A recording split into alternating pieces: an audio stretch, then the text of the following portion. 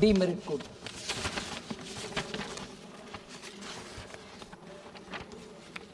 So thank you very much. एक minute. माननीय सदस्य, मैं माननीय कई वरिष्ठ सदस्यों से आग्रह करता हूं कि वरिष्ठ सदस्य सदन में बीच में बैठे बैठे टिप्पणी न करें और वरिष्ठ सदस्यों की बैठे बैठे टिप्पणी करना या खड़े होकर बीच में टोकना ये सदन की मर्यादा के अनुरूप भी नहीं है और वरिष्ठ सदस्यों कहीं ऐसा मौका नहीं आना चाहिए कि आपको कोई नोटिस नहीं ले, ये भी चिंता का विषय है। इसलिए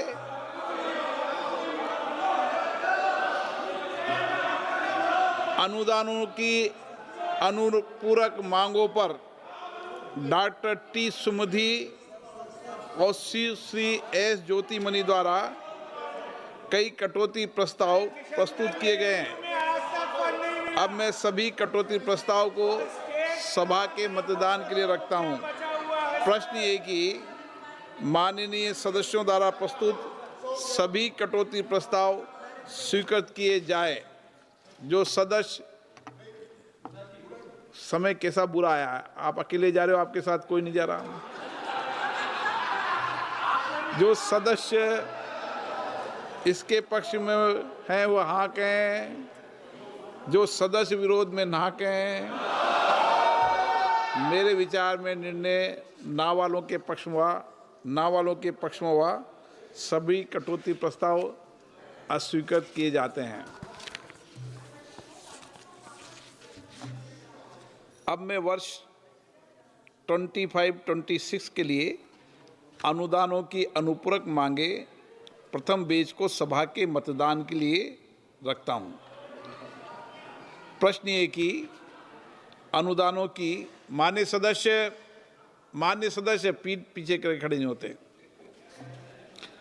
प्रश्न ये कि अनुदानों की अनुपूरक मांगों की सूची के स्तंभ 2 में मांग संख्या 1, 3, 4, 6, 7, 10, 11, 13, 15 से 21, 23 से 30, 32, 35 से 38, 43 से 53, 55, 58 से 66, 68, 69, 71, 72, 74, 76 से 79, 82, 85 से 89, 94 से 99 और 101 के सामने दर्शाए गए मांग शीर्षों के संबंध में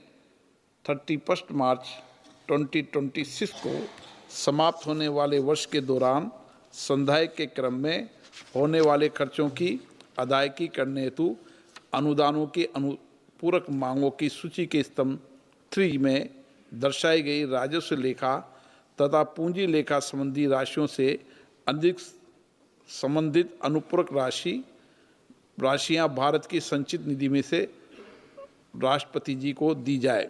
जो सदस्य इसके पक्ष में हाँ कहें, जो सदस्य विरोध में ना कहें। मेरे विचार में निर्णय हाँ वालों के पक्ष में हुआ, हाँ वालों के पक्ष में हुआ। वर्ष 25-26 के लिए अनुदानों की अनुपूरक मांगे प्रथम बेच पारित की गई। आइटम नंबर 17, माननीय वित्त मंत्री जी।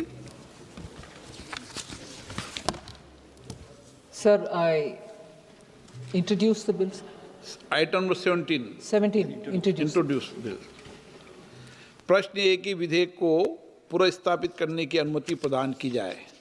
जो सदस्य इसके पक्ष में हाँ कहें, जो सदस्य विरोध में ना कहें। मेरे विचार में निर्णय हाँ वालों के पक्ष में हुआ, हाँ वालों के पक्ष में हुआ। माननीय मंत्री जी अब विधेयक को पुनर्स्थापित करें। Sir, I introduce the bill again, sir. Item number 18, माननीय मंत्री जी। Sir, I rise to move that the bill to authorize payment and appropriation of certain further sums from and out of the Consolidated Fund of India for the services of the financial year 25-26 be taken into consideration. प्रश्न ये कि विधेयक पर विचार किया जाए। जो सदस्य इसके पक्ष में हाँ कहें, जो सदस्य विरोध में ना कहें। मेरे विचार में निर्णय हाँ वालों के पक्ष हुआ। हाँ वालों के पक्ष हुआ। विधेयक पर विचार करने हेतु प्रस्ताव को स्वीकृत किया गया। अब सभा विधेयक पर खंडवार विचार करेगी। प्रश्न है कि खंड 2 और 3 विधेयक का अंग बने। जो सदस्य इसके पक्ष में हाँ कहें, जो सदस्य विरोध में ना कहें। मेरे विचार में निर्णय हाँ वालों के पक्ष हुआ। हाँ वालों के पक्ष हुआ। खंड 2 और 3 विधेयक का अंग बना। प्रश्न ये है कि अनुसूची विधेयक का अंग बने। जो सदस्य इसके पक्ष में हाँ कहें, जो सदस्य विरोध में ना कहें। मेरे विचार में निर्णय हाँ वालों के पक्ष हुआ। हाँ वालों के पक्ष हुआ। अनुसूची विधेयक के अंग बने। प्रश्न ये कि खंड 1 अधिनियम सूत्र विधेयक का पूरा नाम विधेयक का अंग बने। जो सदस्य इसके पक्ष में हाँ कहें, जो सदस्य विरोध में ना कहें। मेरे विचार में निर्णय हाँ वालों के पक्ष में हुआ। हाँ वालों के पक्ष में हुआ। खंड 1 अधिनियम सूत्र और विधेयक का पूरा नाम विधेयक के अंग बने। मंत्री जी प्रस्ताव करें कि विधेयक को पारित किया जाए। Sir, I rise to move that the bill be passed. प्रश्न ये कि विधेयक को पारित किया जाए। जो सदस्य इसके पक्ष में हाँ कहें, जो सदस्य विरोध में ना कहें। मेरे विचार में निर्णय हाँ वालों के पक्ष में हुआ। हाँ वालों के पक्ष में हुआ। प्रस्ताव स्वीकृत हुआ। विधेयक पारित हुआ। सभा की कार्रवाई मंगलवार दिनांक 16 दिसंबर 2025 को प्राप्त 11 बजे तक के लिए स्थगित की जाती है।